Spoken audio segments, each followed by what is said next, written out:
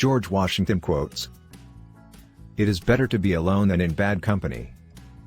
If freedom of speech is taken away, then dumb and silent we may be led, like sheep to the slaughter." My mother was the most beautiful woman I ever saw. All I am I owe to my mother. I attribute my success in life to the moral, intellectual and physical education I received from her. A primary object should be the education of our youth in the science of government. Be courteous to all, but intimate with few, and let those few be well tried before you give them your confidence. True friendship is a plant of slow growth, and must undergo and withstand the shocks of adversity before it is entitled to appellation. But lest some unlucky event should happen unfavorable to my reputation, I beg it may be remembered by every gentleman in the room that I this day declare with the utmost sincerity, I do not think myself equal to the command I am honored with. A free people ought not only to be armed, but disciplined, to which end a uniform and well-digested plan is requisite, and their safety and interest require that they should promote such manufactories as tend to render them independent of others for essential, particularly military, supplies. In politics as in philosophy, my tenets are few and simple. The leading one of which, and indeed that which embraces most others, is to be honest and just ourselves and to exact it from others, meddling as little as possible in their affairs where our own are not involved.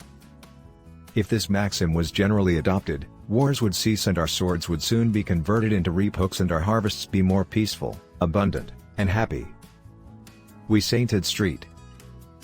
Damini, King Tamanand III, because he embodied moral perfection and every divine qualification that a deity could possess. I hold him in higher esteem than the saints of the Roman Catholic Church. He'll forever be the patron saint of America. Human happiness and moral duty are inseparably connected. However, political parties may now and then answer popular ends. They are likely in the course of time and things, to become potent engines, by which cunning, ambitious, and unprincipled men will be enabled to subvert the power of the people and to usurp for themselves the reins of government, destroying afterwards the very engines which have lifted them to unjust dominion. 99% of failures come from people who make excuses. I hope I shall possess firmness and virtue enough to maintain what I consider the most enviable of all titles, the character of an honest man. There is nothing which can better deserve our patronage than the promotion of science and literature. Knowledge is in every country the surest basis of public happiness. Guard against the impostures of pretended patriotism. Labor to keep alive in your breast that little spark of celestial fire called conscience. Perseverance and spirit have done wonders in all ages. Associate yourself with men of good quality, if you esteem your own reputation, for 'tis better to be alone than in bad company. Let us therefore animate and encourage each other, and show the whole world that a freeman, contending for liberty on his own ground, is superior to any slavish mercenary on earth. A sensible woman can never be happy with a fool. Few men have virtue to withstand the highest bidder. Happiness depends more upon the internal frame of a person's own mind, than on the externals in the world. Experience teaches us that it is much easier to prevent an enemy from posting themselves than it is to dislodge them after they have got possession. The harder the conflict, the greater the triumph. The alternate domination of one faction over another, sharpened by the spirit of revenge, natural to party dissension, which in different ages and countries has perpetrated the most horrid enormities, is itself a frightful despotism. But this leads at length to a more formal and permanent despotism. The disorders and miseries, which result, gradually incline the minds of men to seek security and repose in the absolute power of an individual, and sooner or later the chief of some prevailing faction, more able or more fortunate than his competitors, turns this disposition to the purposes of his own elevation, on the ruins of public liberty. Worry is the interest paid by those who borrow trouble. The turning points of lives are not the great moments. The real crises are often concealed in occurrences so trivial in appearance that they pass unobserved. As mankind becomes more liberal, they will be more apt to allow that all those who conduct themselves as worthy members of the community are equally entitled to the protections of civil government. I hope ever to see America among the foremost nations of justice and liberality. If we desire to avoid insult, we must be able to repel it. If we desire to secure peace, one of the most powerful instruments of our rising prosperity, it must be known that we are at all times ready for war. To encourage literature and the arts is a duty which every good citizen owes to his country. I conceive a knowledge of books as the basis upon which other knowledge is to be built. paper money has had the effect in your state that it will ever have, to ruin commerce, oppress the honest, and open the door to every species of fraud and injustice. Where are our men of abilities? Why do they not come forth to save their country? We must consult our means rather than our wishes. Real men despise battle, but will never run from it. Be courteous to all, but intimate with few, and let those be well tried before you give them your confidence. Citizens by birth or choice of a common country, that country has a right to concentrate your affections. The name of American, which belongs to you, in your national capacity, must always exalt the just pride of patriotism, more than any appellation derived from local discriminations. To persevere in one's duty, and be silent is the best answer to calumny. Discipline is the soul of an army. It makes small numbers formidable, procures success to the weak, and esteem to all. Let your heart feel for the afflictions and distress of everyone. We should not look back unless it is to derive useful lessons from past errors, and for the purpose of profiting by dearly bought experience. There is nothing so likely to produce peace as to be well prepared to meet the enemy. Be not glad at the misfortune of another, though he may be your enemy. The great rule of conduct for us, in regard to foreign nations, is, in extending our commercial relations, to have with them as little political connection as possible. Promote, then, as an object of primary importance, institutions for the general diffusion of knowledge. In proportion as the structure of a government gives force to public opinion, it is essential that public opinion should be enlightened. No punishment, in my opinion, is too great, for the man who can build his greatness upon his country's ruin. I hold the maxim no less applicable to public than to private affairs, that honesty is always the best policy. If to please the people, we offer what we ourselves disapprove, how can we afterwards defend our work? Let us raise a standard to which the wise and honest can repair. The rest is in the hands of God. Nothing is more essential, than that permanent, inveterate antipathies against particular nations, and passionate attachments for others, should be excluded, and that, in place of them, just and amicable feelings towards all should be cultivated. It is substantially true, that virtue or morality is a necessary spring of popular government. The rule, indeed, extends with more or less force to every species of free government. Religious controversies are always productive of more acrimony and irreconcilable hatreds than those which spring from any other cause. I had hoped that liberal and enlightened thought would have reconciled the Christians so that their religious fights would not endanger the peace of society. Gentlemen, you will permit me to put on my spectacles, for I have grown not only gray, but almost blind in the service of my country. The bosom of America is open to receive not only the opulent and respectable stranger, but the oppressed and persecuted of all nations and religions, whom we shall welcome to a participation of all our rights and privileges, if by decency and propriety of conduct they appear to merit the enjoyment. Anything will give up its secrets if you love it enough.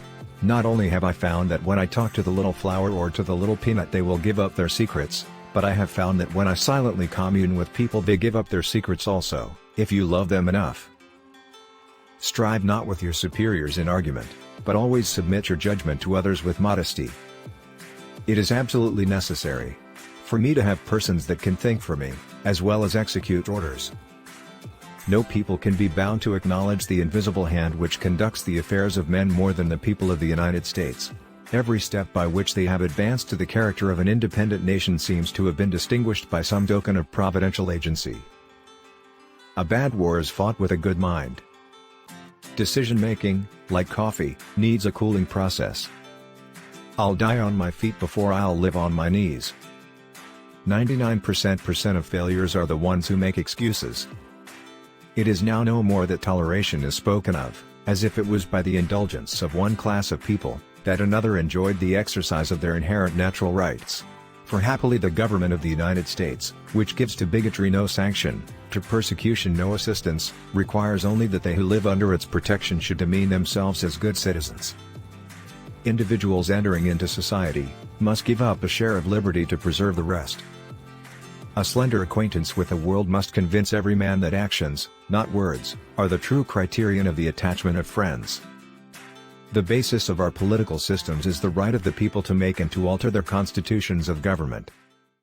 One of the expedients of party to acquire influence, within particular districts, is to misrepresent the opinions and aims of other districts. Unhappy it is, though, to reflect that a brother's sword has been sheathed in a brother's breast and that the once happy plains of America are either to be drenched with blood or inhabited by slaves. Sad alternative. But can a virtuous man hesitate in his choice? It is far better to be alone, than to be in bad company. Someday, following the example of the United States of America, there will be a United States of Europe. Arbitrary power is most easily established on the ruins of liberty abused to licentiousness. They came with a Bible and their religion stole our land, crushed our spirit, and now tell us we should be thankful to the Lord for being saved. Chief Pontiac, American Indian Chieftain. Wherein you reprove another be unblameable yourself, for example is more prevalent than precepts. The alternate domination of one faction over another, sharpened by the spirit of revenge, natural to party dissension, which in different ages and countries has perpetrated the most horrid enormities, is itself a frightful despotism. But this leads at length to a more formal and permanent despotism. If men are to be precluded from offering their sentiments on a matter, which may involve the most serious and alarming consequences, that can invite the consideration of mankind, reason is of no use to us, the freedom of speech may be taken away, and dumb and silent we may be led, like sheep, to the slaughter. Liberty, when it begins to take root, is a plant of rapid growth. No pecuniary consideration is more urgent than the regular redemption and discharge of the public debt, on none can delay be more injurious, or an economy of time more valuable. Be courteous to all, but intimate with few, and let those few be well tried before you give them your confidence. George Washington famously warned against ungenerously throwing upon posterity the burden which we ourselves ought to bear. All national institutions of churches, whether Jewish, Christian, or Turkish, appear to me no other than human inventions, set up to terrify and enslave mankind, and monopolize power and profit.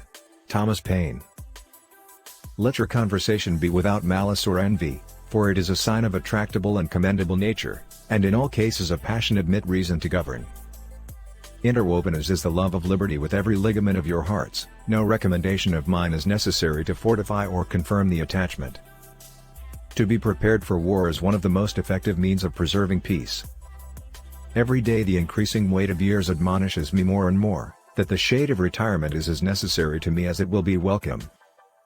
If the cause is advanced, indifferent is it to me where or in what quarter it happens. The reflection upon my situation and that of this army produces many an uneasy hour when all around me are wrapped in sleep. Few people know the predicament we are in. Harmony, liberal intercourse with all nations, are recommended by policy, humanity, and interest. How far you go in life depends on your being tender with the young, compassionate with the aged, sympathetic with the striving, and tolerant of the weak and the strong. Because someday in life you will have been all of these. It's good to live alone than to live in a bad company. The great mass of our citizens require only to understand matters rightly, to form right decisions. A man ought not to value himself of his achievements or rare qualities of wit, much less of his riches, virtue or kindred. The gradual extension of our settlements will as certainly cause the savage, as the wolf, to retire, both being beasts of prey, though they differ in shape. I had rather be on my farm than be emperor of the world. It is far better to be alone than to be in bad company. The nation which indulges toward another a habitual hatred or a habitual fondness is in some degree a slave. It is a slave to an animosity or to its affection, either of which is sufficient to lead it astray from its duty and its interest. Much was to be done by prudence, much by conciliation, much by firmness. Speak not evil of the absent, for it is unjust. Every man thinks God is on his side. The rich and powerful know he is. Jean Anouilh, French dramatist and playwright. Whatever may be conceded to the influence of refined education on minds of peculiar structure, reason and experience both forbid us to expect that national morality can prevail in exclusion of religious principle. It is better to be alone than in bad company. Reason and experience both forbid us to expect that national morality can prevail in exclusion of religious principles. It is a much easier and less distressing thing to draw remonstrances in a comfortable room by a good fireside than to occupy a cold bleak hill and sleep under frost and snow without clothes or blankets. Experience has taught us that men will not adopt and carry into execution measures best calculated for their own good, without the intervention of a coercive power. Government is not reason, it is not eloquence. It is force. And force, like fire, is a dangerous servant and a fearful master. I can truly say I had rather be a Mount Vernon than to be attended at the seat of government by the officers of state and the representatives of every power in Europe. Envious of none, I am determined to be pleased with all, and this, my dear friend, being the order for my march, I will move gently down the stream of life until I sleep with my fathers. Those who have committed no faults want no pardon. We are only defending what we deem our indisputable rights. System to all things is the soul of business. To execute properly and act maturely is the way to conduct it to your advantage. Show not yourself glad at the misfortune of another though he were your enemy. Be not hasty to believe flying reports to the disparagement of any. Heard the bullets whistle, and, believe me, there is something charming in the sound.